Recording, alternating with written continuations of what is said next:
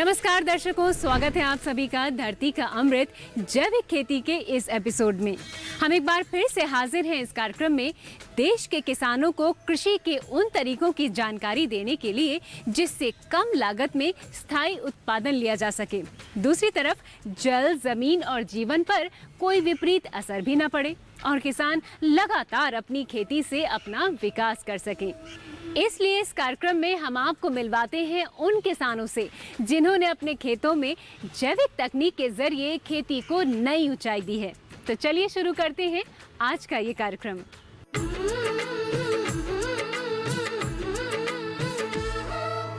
इस धरा की माटी पर लिखनी, इस धरा की माटी पर लिखनी एक नई कहानी है। जैविक खेती के बल पर लानी सुबह सुहानी है। शुद्ध स्वच्छ आहार मिले अब,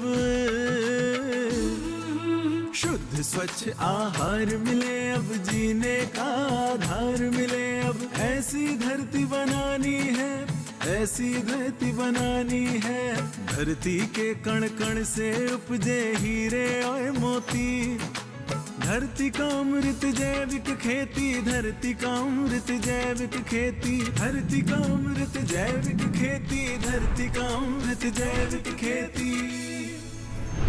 एक तरफ हमारा रहन सहन आधुनिक होता जा रहा है तो दूसरी तरफ हरियाली कम होती जा रही है। और अगर खान पान की बात करें तो फल सब्जियों में रासायनिक तत्वों की मात्रा बढ़ती जा रही है, जिसकी वजह से लोगों को शुद्ध पर्यावरण और स्वस्थ फल सब्जियों का मिलना मुश्किल होता जा रहा है। हम सब के लिए ये सवाल गंभीर है, मगर आप ढूंढें तो इन सवालों का जवाब भी मिलेगा। ऐसे ही एक शख्स हैं जिन्होंने अपनी खेती को पर्यावरण मित्रवत जैविक खेती से ये साबित कर दिया है कि सिर्फ शिकायत करते रहने से कुछ नहीं होगा, बल्कि पहल करने से होगा। तो आप भी देखिए इनकी खेती और आप भी अपनाइए।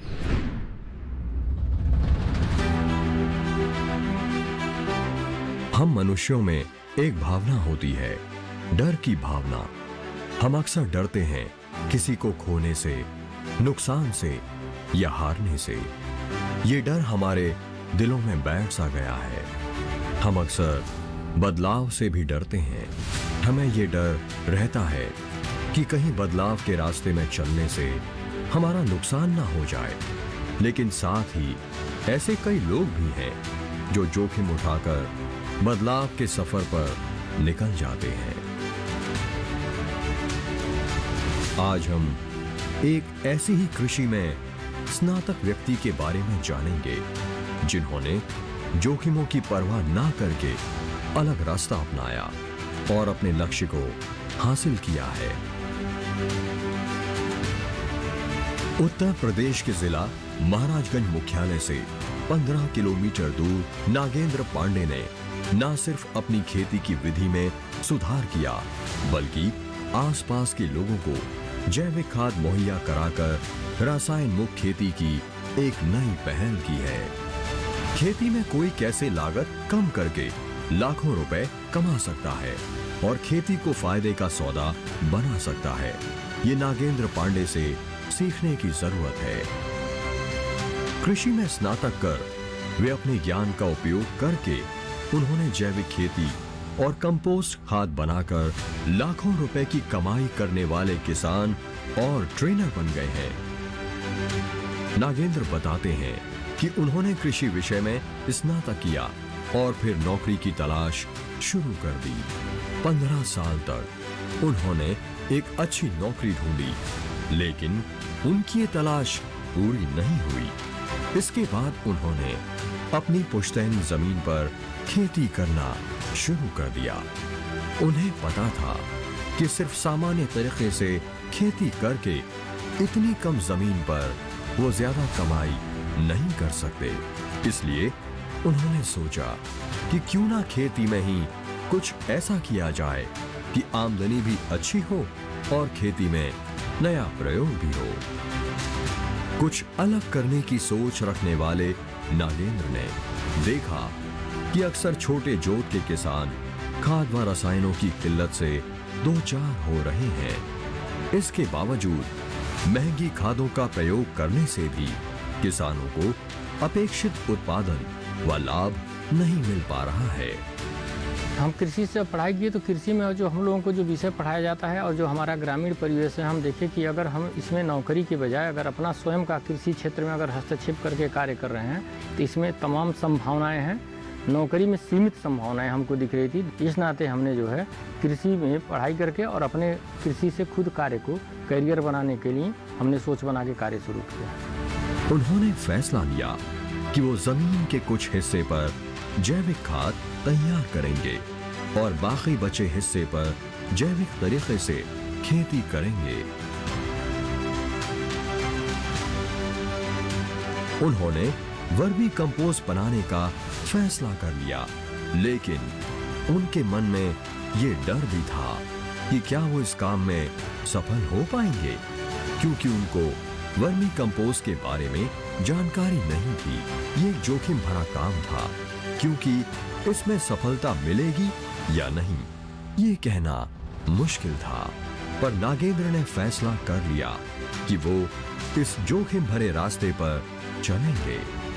अपने गांव की जमीन को चुना और वर्मी कंपोस्ट बनाने के कार्य में लग गए। एक दोस्त ने उन्हें लगभग 40-50 केचुए दिए। नागेंद्र ने इन केचुओं को चारा खिलाने वाली नाव में गोबर व पत्तियों के बीच डाल दिया। 45 दिनों में इनसे लगभग 2 किलो केचुए तैयार हो गए। उन्होंने इसकी शुरुआत साल 2000 में की थी। लोगों को लगता था कि रासायन ही सही है और वर्मी कंपोस्ट से बने खाद से कोई लाभ नहीं। ऐसे समय में नागेंद्र जी ने एक रणनीति बनाई। उन्होंने फैसला लिया कि वो गांव-गांव घूमेंगे और लोगों को वर्मी कंपोस्ट से बनाने वाली खाद के फायदे के बारे में बताएंगे। उन्होंने अपनी रणनीति पर काम किया, लेकिन शुरुआत में लोगों को वो समझ में नहीं आ रहा था। नागेंद्र ने लोगों से कहा कि वो वर्मी कंपोस्ट से बनने वाले खाद को एक बार इस्तेमाल करें और अगर कोई फायदा नहीं लगे तो वो इस्तेमाल करना छोड़ दे। उनकी ये मेहनत रंग लाई और काम चल पड़ा और अब वो 120 फीट जगह में वर्मी कंपोस्ट तैयार कर रहे हैं, जिसमें 750 क्विंटल खाद तैयार होती है। इस खाद की पैकेजिंग और मार्केटिंग का काम भी यहीं से होता है। को हम सन 2000 में स्थापित किए और धीरे धीरे उसको बढ़ाते गए। 2014 तक जाते जाते हमारे पास में छप्पर में 35 फीट था और उसके बाद में 2015 में फिर 120 फीट बनाए और फिर इसको अब बढ़ा करके अब इस समय जो है हमारे पास लगभग 300 फीट हो गया है। और इसके बाद में जो अपना किसान भाई जो भी हमारे यहाँ आते थे, इधर उधर बैठ के सीखते थे, उनके लिए हमने अपना एक ट्रेनिंग सेंटर भी इस साल 2020 में बनवा दिया है और भी जो चीज़ें हैं ऐसे करते गए धीरे। यहाँ मिलने वाली खाद की 25 किलो की बोरी की कीमत 200 रुपए होती है। इसके अलावा वो किसानों को मुफ्त में केचुआ भी उपलब्ध कराते हैं। नागेंद्र बताते हैं कि उनके यहाँ बनाई जाने वाली खाद की ये खास बात है कि वो इसकी गुणवत्ता का पूरा ख्याल रखते हैं। वो समय समय पर खाद की गुणवत्ता की जांच कराने के लिए उसका लैब टेस्ट भी कराते रहते हैं। इस खाद में 1.8% नाइट्रोजन, 2.5% फास्फोरस और 3.23% पोटाश पाया गया है। इसलिए इस खाद से पौधों की बढ़वार व उपज दोनों अच्छी होती हैं। नागेंद्र जी का कहना है कि वर्मी कंपोस्ट के जरिए खेतों के लिए जरूरी कई तरह के पोषक तत्व प्राकृतिक तौर पर मिल जाते हैं। इसके लिए रसायन पर आश्रित होने की मजबूरी नहीं होती। इस जैविक खेती को बढ़ावा देने के लिए हमने यह प्रयास शुरू किया और आज उस जैविक खेती को हम कर रहे हैं। जैविक खेती के रूप में आज हमारे यहाँ जो भी अनाज की जो फसलें हैं, चाहे धान है, चाहे गेहूँ है, अपने और हमारे साथ जुड़े और भी किसान लोग इसको कर रहे हैं। इसके अलावा तिलहन की फसल, दलहन की फसल भी हो रही है। सब्जियों में भी तमाम लोग अब सब्जी की खेती भी जैविक रूप से करके वो उत्पादित कर रहे हैं। केचुआ खाद या वर्मी कंपोस्ट पोषण पदार्थों से भरपूर एक उत्तम जैव उर्वरक है। इसे केचुआ वनस्पतियों या भोजन के कचरों को विघटित कर बनाया जाता है। वर्मी कंपोस्ट में बदबू नहीं होती है। नागेंद्र जी वर्मी कंपोस्ट के साथ साथ वर्मी वॉश भी बनाते हैं। वर्मी वॉश बनाने के लिए नागेंद्र जी मटके में गोबर मिलाकर उसमें केचुए डालकर उसे ऊपर टांगकर उसमें पानी डाल देते हैं, जिसमें इन केचुओं के हार्मोन्स मिलाकर बूंद बूंद बाहर आते हैं। ये फसलों में छिड़काव के काम आता है। वो अपने खेतों में वर्मी खाद और वर्मी वॉश का ही इस्तेमाल करते हैं। वर्मी वाश जो होता है, इसमें पौधे के विकास के लिए जितने मुख्य तत्व जो नाइट्रोजन, फास्फोरस, पोटास के पाए जाते हैं, इसके अलावा इसमें मुख्य रूप से जो हार्मोन्स होते हैं, साइटोकाइनिन, जिबरेलिन, एंथोसाइनिन, पौधे की वृद्धि के लिए जो सहायक होते हैं, वो हार्मोन्स मिलते हैं।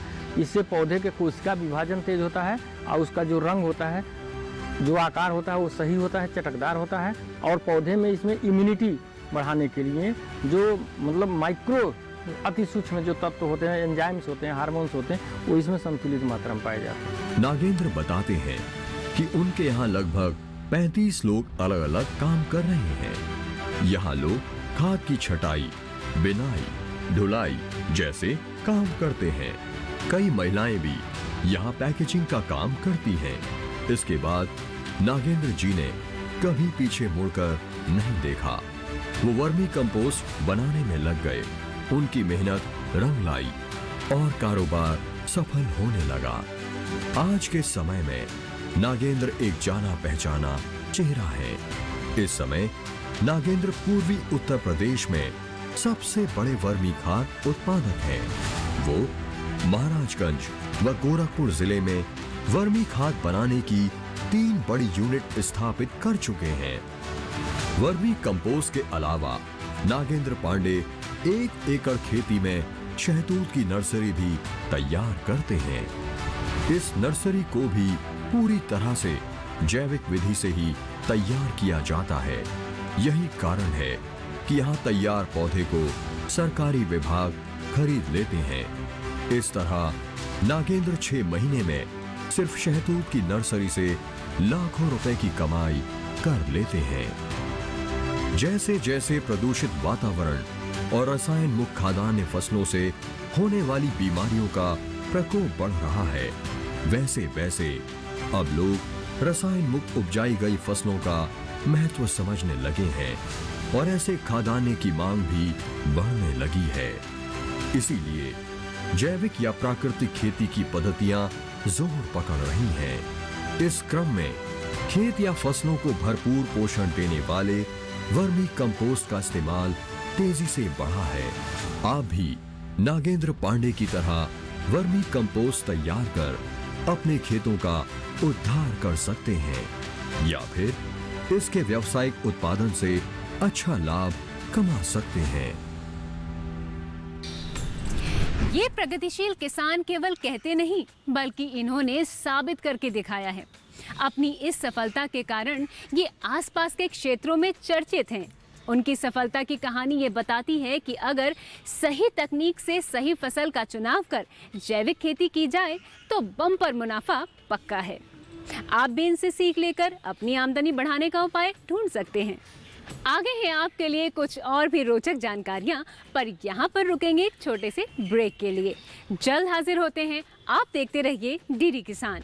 धरती का अमृत जैविक खेती, धरती का अमृत जैविक खेती।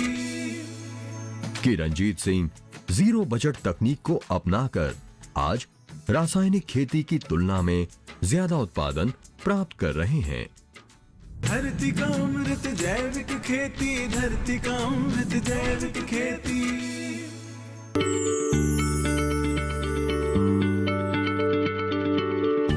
क्या आप किसी बीमारी से परेशान हैं? चाहते हैं डॉक्टर की सलाह? तो हम हैं आपके साथ। बताएंगे आपको जीने की राह। समस्याएं आपकी, समाधान देश के मशहूर विशेषज्ञों के। घर बैठे बात करें देश के जाने माने डॉक्टरों से। हमारे लाइव प्रोग्राम स्वस्थ किसान में हर शनिवार शाम 6 बजे से 7 बजे तक। धरती का अमृत जैविक खेती, धरती का अमृत जैविक खेती। ब्रेक के बाद एक बार फिर से आप सभी दर्शकों का धरती का अमृत जैविक खेती के इस कार्यक्रम में बहुत बहुत स्वागत है। बढ़ते हैं अब अगली प्रस्तुति की ओर। रसायन आधारित खेती फसल की पैदावार और गुणवत्ता दोनों को नुकसान पहुंचाती है, साथ ही किसानों की मेहनत और उनके पैसों को भी बर्बाद कर रही है, क्योंकि किसान अधिक उत्पादन की चाह में रासायनिक उर्वरकों और कीटनाशकों का प्रयोग करते हैं, जिससे किसानों की लागत बढ़ने के साथ साथ पैदा होने वाली अन्न, फल, सब्जियां भी दूषित हो जाती हैं। इन सब परेशानियों से बचने के लिए जैविक खेती कैसे लाभकारी है, सुनिए सफल किसान की जुबानी। आज के जमाने का युवा तेज शहरीकरण की चकाचौंध में अपनी जड़ों से धीरे धीरे कटता जा रहा है, लेकिन एक ऐसा युवा है जो बेरोजगारों के सामने जमीन से जुड़ी एक बेहतरीन मिसाल पेश कर रहा है। ये युवा समाज की ऐसी रूढ़ियों को तोड़ भी रहा है जिसमें खेत खलिहान से जुड़े कामों को छोटे दर्जे का माना जाता है। जी हां, वाराणसी जनपद के शहरी क्षेत्र से लगभग 25 किलोमीटर दूर स्थित ग्राम टडिया के रहने वाले युवा किसान रंजीत सिंह अपने खेतों में जीरो बजट तकनीक से जैविक खेती कर रहे हैं। ये बिना रासायनिक उर्वरकों के पिछले 5 सालों से चना, मटर, गेहूं और धान की खेती कर रहे हैं। आपको ये जानकर हैरत होगी कि रंजीत सिंह जीरो बजट तकनीक को अपनाकर आज रासायनिक खेती की तुलना में ज्यादा उत्पादन प्राप्त कर रहे हैं। शून्य बजट खेती, बम्पर कमाई। आप सोच रहे होंगे कि आखिर रंजीत सिंह ने क्या तकनीक अपनाई। रंजीत ने पहले अपनी खेती को नए तरीकों के साथ अपनाने की कोशिश की। उन्होंने कृषि विशेषज्ञों से जैविक और प्राकृतिक खेती के बारे में जानकारी जुटाई, जिसके बाद उन्होंने अपने घर के उपयोग के लिए जैविक खेती की शुरुआत की।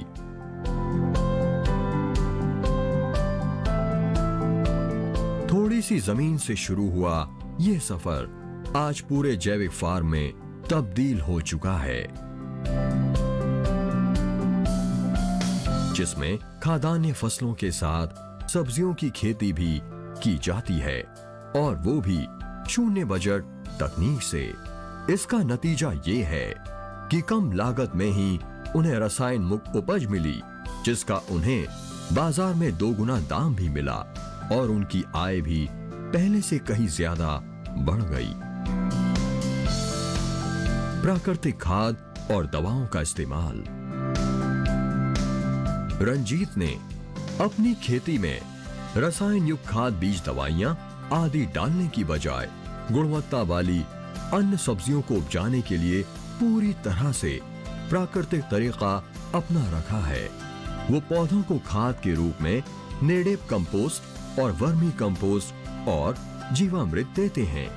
इसके अलावा काशी के मंदिरों में प्रतिदिन चढ़ाई जाने वाली हजारों किलो फूल मालाएं अब गंगा में प्रदूषण का कारण नहीं बन रही हैं, बल्कि अब इन फूलों से युवा रंजीत सिंह जैविक खाद बनाकर अपने खेतों में इस्तेमाल करते हैं। वो बताते हैं कि काशी के मंदिरों और नदी में विसर्जित फूलों को इकट्ठा करके उसे एक ड्रम में गोबर, माला, फूल, धतूरा और नीम की खली डालकर छोड़ दिया जाता है। 60 दिनों के बाद खाद बनकर तैयार हो जाती है। जी, मैं काशी विश्वनाथ मंदिर वाराणसी से वहाँ पे संपर्क किया। वहाँ पे जितना भी शिवलिंग पे जो है माला, फूल, दूध, दही, शहद आदि आदि बेलपत्र चढ़ाया जाता था, वो या तो गंगा जी में प्रवाहित किया जाता था या तो फिर कहीं जाके जो है उसको कचरे में फेंका जाता था। तो हमारे ख्याल में ये आया कि जो है पौधे का जो फूल में फूल फल आता है। अगर उस चीज़ को हम जो है अपने खेतों में ले आके प्रयोग किया जाए तो सन 2013 में मैं उसको ले आया और जो है हमारा एक ऊसर खेत था, मैंने उस पर जो है 3 लेयर इस पर डालने के बाद मल्चिंग किया तो हमारी ऊसर भूमि, बंजर भूमि की उर्वरता जो है अच्छी बन गई। और इसके बाद वो इसको खेतों में इस्तेमाल करते हैं। वो कहते हैं कि इस कोशिश से न केवल मंदिरों का निर्माल्य साफ हो रहा है बल्कि गंगा भी साफ सुथरी रहेगी।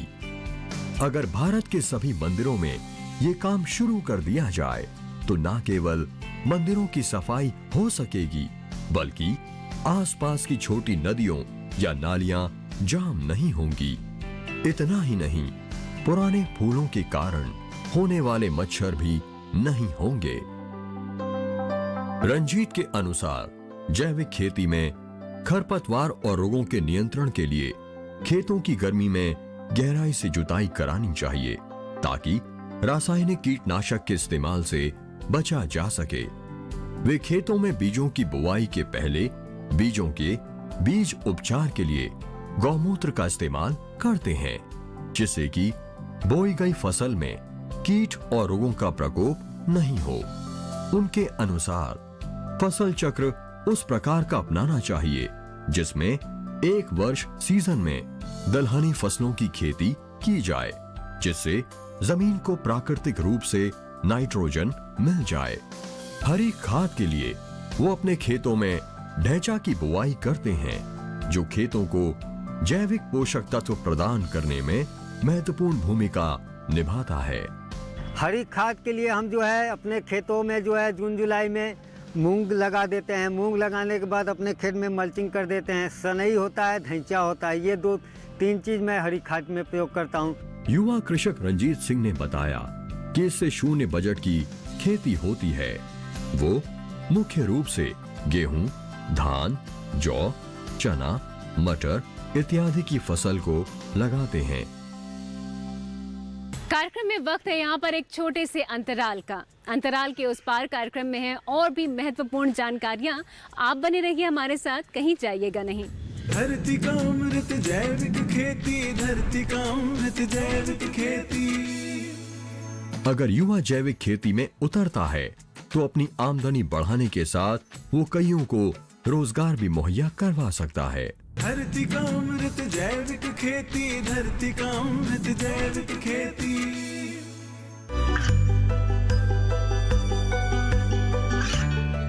गांवों और पिछड़े क्षेत्रों में सरकारी योजनाओं की जानकारी पहुंचा। देश में कौशल और क्षमता विकास कर ग्रामीणों को सामाजिक बदलाव और विकास से जोड़ने की दूरदर्शन किसान की पहल चौपाल चर्चा देखें सोमवार से शुक्रवार सुबह 9 बजे। धरती का अमृत जैविक खेती, धरती का अमृत जैविक खेती। ब्रेक के बाद आप सभी दर्शकों का एक बार फिर से बहुत बहुत स्वागत है। बढ़ते हैं अब अगली जानकारी की ओर।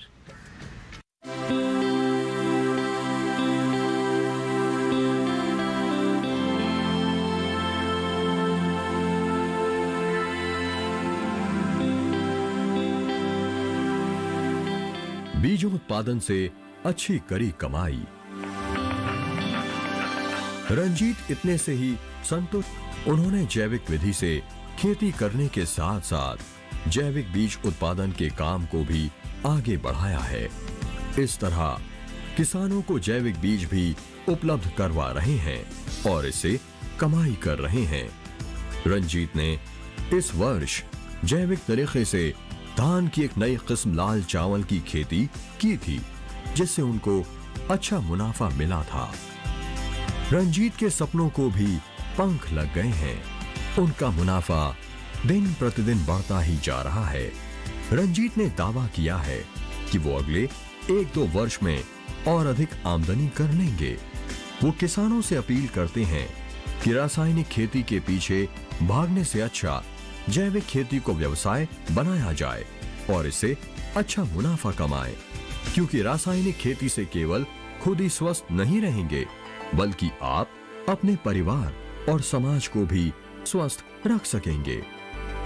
जैविक खेती कृषि की वह पद्धति है जो हमारी भूमि, जल, वायु को प्रदूषित किए बिना अपनी स्थिरता को कायम रखते हुए अमृत रूपी औषधि का उत्पादन हो रहा है, जिसके सेवन से मानव प्राणी दीर्घायु और बलशाली होंगे। आए दिन प्राण घातक बीमारियों से बचने की क्षमता है इनमें जो है। वहीं अगर युवा जैविक खेती में उतरता है तो अपनी आमदनी बढ़ाने के साथ वो कईयों को रोजगार भी मुहैया करवा सकता है। अपने इसी जज्बे के कारण आज रंजीत सिंह अपने क्षेत्र के किसानों के लिए प्रेरणा स्रोत बन चुके हैं। लोग उनकी खेती की तकनीक और उससे मिल रहे मुनाफे को देखकर अपनी खेती का भी स्वरूप बदल रहे हैं। रंजीत को आप क्या कहेंगे? एक सामान्य किसान, यही थी इनकी पहचान। लेकिन इन्होंने जैविक खेती को अपनाया, इस पर लगातार काम किया और आज अपनी इसी लगन से वो ना सिर्फ लाखों में कमाई कर रहे हैं, बल्कि इसके अलावा लोगों को स्वस्थ फल सब्जियां देकर कई बीमारियों से बचाकर सामाजिक दायित्व को भी निभा रहे हैं। और उनकी प्राकृतिक खेती से प्रकृति को किसी तरह का नुकसान भी नहीं हो रहा है। वाकई जैविक खेती करने वाले किसान सच्चे धरती पुत्र हैं। वो अपनी मिट्टी को मां समझते हैं और उसकी सेहत का पूरा ख्याल रखते हैं, क्योंकि वो जैविक खेती में नए नए प्रयोग कर मिट्टी से सोना उपजा रहे हैं, जिससे अन्य किसानों को भी नया रास्ता मिल रहा है। आगे भी हम ऐसे ही किसानों की कहानियां लाते रहेंगे अपने इस कार्यक्रम धरती का अमृत जैविक खेती में। तो आज के लिए बस इतना ही। फिलहाल हमें दीजिए इजाजत। नमस्कार।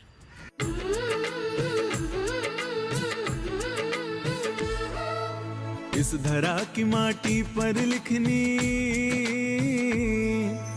इस धरा की माटी पर लिखनी एक नई कहानी है। जैविक खेती के बल पर लानी सुबह सुहानी है। शुद्ध स्वच्छ आहार मिले अब, शुद्ध स्वच्छ आहार मिले अब, जीने का आधार मिले अब। ऐसी धरती बनानी है, ऐसी धरती बनानी है। धरती के कण कण से उपजे हीरे और मोती। धरती का अमृत जैविक खेती, धरती का अमृत जैविक खेती, धरती का अमृत जैविक खेती, धरती का अमृत जैविक खेती।